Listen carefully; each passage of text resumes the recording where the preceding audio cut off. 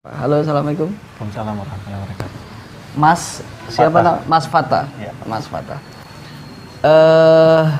Apa kabar? Baik, Baik. Lagi dalam keadaan sehat ya? Sehat. Sehat, alhamdulillah. Mas Fata, apa yang bisa diceritain nih di Bengkel Akhlak kali ini? Mas Fata. Iya, saya mengenal Ustadz Danu ini dari tahun 2009. Iya. Waktu itu saya sedang cedera lutut kiri dan saat itu juga saya sedang persiapan untuk masuk ke profesional basketball league IBL waktu itu, ABL Asian Basket League. Oh. Nah, ketika itu saya lagi cedera lutut tahun 2009. Saya udah kemana-mana, sudah keliling fisioterapi sampai terakhir saya ke fisioterapi almarhum Pak Nurdin itu di Senayan PKO, belum sembuh juga dan saya sempat stres banget, nggak tahu mau ngapain lagi dan hasil ronsennya itu emang ada tulang yang tumbuh. Oh gitu. Kata dokter ini pengapuran. Dan menurut itu, dokter? Iya, itu mengganjal banget, nggak bisa lari, saya lompat pun nggak bisa. Dan saya udah pusing, nggak tahu mau kemana lagi. Dan nasihat ibu saya, coba Fatah, terakhir coba kamu ke acara Bengkel Akhlak. Tadinya saya nggak percaya, masa sih gara-gara merubah akhlak kita bisa sembuh? Bisa sembuh secara Iya. penyakit fisik ya? Iya, secara manusiawi nggak mungkin lah, karena kita kan manusiawi kan berpikirnya dokter dan dokter. Nggak salah memang kita ke dokter, tapi lebih ke akhlaknya. Jadi saya coba ketemu Ustadz Danu menasihati saya kalau ada keinginan Fata tidak terpenuhi, jangan marah. Dan itu condong kemana? Ustadz Danu bilang, tanya gitu, saya jawab condong ke keluarga. Nah pada saat itu saya langsung minta maaf ke orang rumah dan habis itu Ustadz Danu mendoakan dan alhamdulillah izin Allah detik itu juga lutut kiri saya sembuh. Oh, jadi Saya juga nggak tahu ini harus keluarga ngapain. maksudnya ayah dan ibu atau Iya. istri? Saya belum beristri. Oh belum, jadi kepada ayah sama- dan iya. ibu. Tapi Iya. merasa aneh nggak waktu itu disaranin sama Ustadz? Lu gimana sih orang sakitnya adalah lutut, kemudian yang diperbaiki adalah akhlak. Pertama-tama gitu, merasa aneh nggak? Iya aneh kan, ibu saya itu udah ngikutin acara Ustadz Danu udah cukup lama banget. Terus ketika saya dikasih tahu dan waktu itu kan saya masih labil-labilnya tuh. Malah saya takutnya, aduh, jangannya pakai jimat lagi. Oh, Itu iya, bener. awalnya. Awalnya ya manusiawi lah. Masa sih gara-gara ngerubah akhlak gitu bisa sembuh. Tapi ya alhamdulillah dengan izin Allah dan nasihat Ustadz Danu saya jalankan dengan serius. Alhamdulillah cuma 1 bulan itu hari sembuh. Saya memang sembuh total saat itu. Terus Ustadz Danu bilang, coba kamu jangan langsung jangan latihan berat Fata. Istirahat 1 bulan, habis itu penguatan. Habis itu udah barang 2 minggu udah langsung masuk latihan inti, udah normal biasa banget, udah nggak ada, tetap ada udah terapinya bisa juga. lompat, udah bisa sprint, udah bisa segalanya. Satu yang belum bisa. Apa tuh? Nikah dia. Iya. Bukannya tidak ya. Belum. Kalau belum berarti ada. Berarti ada lah insya Allah. Oke, baik Ustadz. Gimana tuh kisahnya tuh Ustadz? Iya, Ketemu memang. kapan? Ketemu sama beliau terus Iya. apa keluhannya? Iya sebenarnya kan kalau lutut itu urusannya itu lutut, ankle, kaki itu urusannya biasanya dalam keluarga. Kalau mamanya Mas Fatah itu belum punya istri, ya ini biasanya dengan ayah atau ibu. Nah, itu paling kuat sekali. Nah kalau saya nggak salah inget nih, kalau saya nggak salah inget itu memang kalau punya keinginan itu pada waktu itu punya keinginan yang hubungannya dengan ayah kayaknya. Oh. Beliau itu ada sesuatu yang dikerjakan oleh ayah yang Mas Fatah itu kayaknya nggak suka.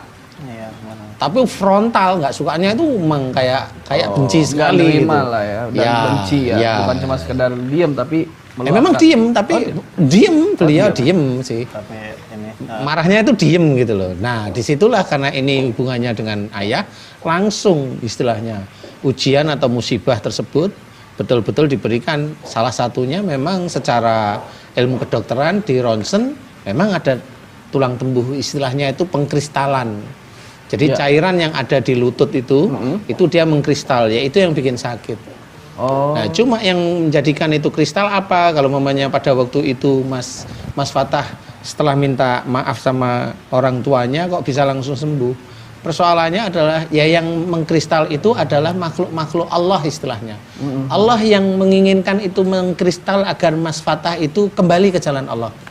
Nah, alhamdulillah Mas Fatah itu dapat hidayah lewat ibunya, dengerin. Memang kalau nggak salah beliau sering dengerin, sering datang ke masjid, sering lama-lama akhirnya mau bertanya. Nah, pertanyaannya itulah. Makanya kalau istilahnya kita cerita hormati orang tua itu harus hormat beneran. Walaupun orang tua salah ya kita nggak boleh marah. Tapi bisa nggak maksudnya sama ratakan gitu bahwasannya ketika ada orang yang sakit dengkul secara otomatis itu atau ada otomatis itu lain? Urusannya Mas Fatah pada waktu itu kurang luwes dalam mensikapi keadaan di dalam keluarga. Kurang luwes istilahnya. Jadi frontal maunya, mau jengkel, marah pun frontal. Jadi nggak berpikir dulu, nggak baru marah. Nah itu biasanya nanti di lutut. Di lutut biasanya. Hampir semua. Lututnya bagian mana? Mohon maaf, bagian mana? Di sini nih. Bagian Kalau istilah ini jumpers nih. jumpers. Nih, jadi dia pas di tengah sini nih. Oh iya iya di sebelah sini. Mohon maaf sebelah sini ya. Iya, di tengah. Di bawah Sini ya? tempurung itu ya. Itu Kurang. apakah semua dengkul posisi mau di atas mau di bawah atau di samping itu sama? Kurang lebihnya sama lah insya Allah. Oke. Kurang lebihnya. Takutnya yang di rumah ada, saya merasa ada agak ke atas sedikit nih. Ya, saya kurang di lebihnya belakang nih gitu. Kalau di belakang beda. Belakang beda? Beda, kalau di belakang jelas beda. Kalau masih di depan di sini itu kurang lebihnya sama. Iya kan kalau depan dengkul, belakang dengkil ya. Beda sifat aja. Kalau bawah gitu, kalau misalnya di tulang kering gitu ya, itu Kalau biasanya yang sakit di tulang kering ini biasanya orangnya itu kalau melakukan aktivitas di dalam keluarga keras. maksudnya Umpamanya pekerja keras atau bukan pekerja keras, jadi mengatur di dalam keluarga itu keras. Kaku, keras, kaku. Agak arogan istilahnya. temperamen. Temperamennya belum Kurang. tentu ini, tapi arogan menuju ke arah emosi, nggak ke arah marah. Oke. Nggak ke Tapi arah lebih marah, kepada tapi lebih pada keras saklek. iya saklek. Saklek. Ya, betul Saklek. kalau saklek gitu. Kalau sebelah sini, Zat. Kalau belakang itu Tapi bukan belakang banget ya. ya, Agak ya hampir sama kalau itu. Jadi kalau di belakang itu agak nyamping, insya Allah dia hobinya nyuruh, tapi dia suruh ngerjain itu agak malas. Oke, ya. Ternyata apapun yang kita rasakan, sakit yang ada di dalam tubuh kita, sebetulnya kalau kita introspeksi diri kepada diri kita, berarti ada sebuah kesalahan dalam kehidupan ya. Pastilah. Simpulkan sih sedikit. Sebelum disimpulkan, ada yang ingin disampaikan ketika sudah merasakan pulih dan sehat?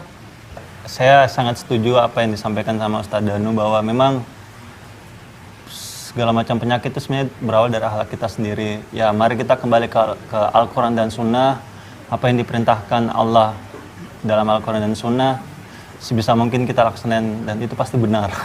Karena saya udah ngalamin sendiri. Baik, alhamdulillah. Saat simpulkan sedikit sebagai Iya. penutup buat kita. Sebenarnya yang harus kita ketahui karena itu juga berhubungan dengan kolesterol, Iya, ya kan? betul. Tadi juga bisa aja istilahnya itu bisa dikatakan kalau asam urat ya ini turunan lebih lagi karena yang keluar adalah pengerasan, kristal ya. kristal itu. Pengerasan tulang sebenarnya hampir mirip. Itu Ya. kekakuan. Ya. Jadi kekakuan di dalam mensikapi kehidupan dalam berkeluarga. Karena belum beristri berarti dengan ayah atau ibunya gitu. Berarti ada sesuatu yang kakuan, nanti mengerucut. Dengan ibu kayaknya enggak, dengan ayah, nah mulai nyengir-nyengir. Nah kalau sudah nyengir-nyengir itu udah tahu lagi, berarti saya salahnya di sini. Insya Allah dengan tahu itu, jadikan itu doa pada Allah Ta'ala. Ya Allah, jika lututku sakit karena aku terlalu kaku mensikapi apa yang dilakukan oleh ayah saya. Jika itu dosa di hadapan-Mu, ya Allah ampuni dosa-dosaku. Nah, itu kalau betul-betul disampaikan doa itu dengan tulus kepada Allah Ta'ala, ya seperti Mas Fatah itu tadi. Enggak cuma Mas Fatah, insya Allah semua pemirsa Bengkel Akhlak ini nanti juga akan merasakan insya Allah.